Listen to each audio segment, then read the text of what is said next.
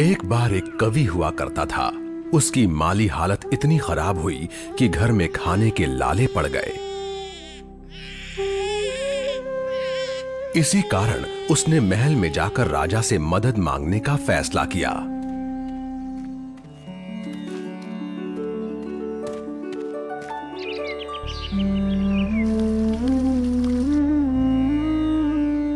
राजा के बुलाए जाने पर उसने अपनी कविताएं पढ़नी शुरू कर दी।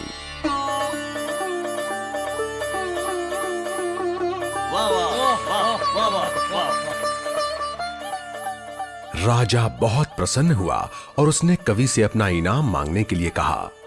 कवि ने मोहरों से सजे शतरंज की ओर इशारा करते हुए कहा, महाराज, अगर आप पहले खाने में चावल का एक दाना रखें और हर खाने के लिए उसे दुगना करते जाएं, तो मैं समझूंगा मुझे मेरा इनाम मिल गया। बस इतना ही? राजा ने पूछा। सिर्फ चावल का एक दाना और सोना नहीं? जी हां महाराज। तो फिर ऐसा ही हो। दरबारियों ने चावल के दाने रखने शुरू कर दिए। पहले खाने में 1, दूसरे में 2, तीसरे में 4, चौथे में 8। इस तरह वो रखते गए। जब 10वें खाने में चावल रखने की बारी आई तो उन्हें चावल के 512 दाने रखने पड़े। 20वें खाने तक संख्या बढ़कर 5,24,288 हो गई।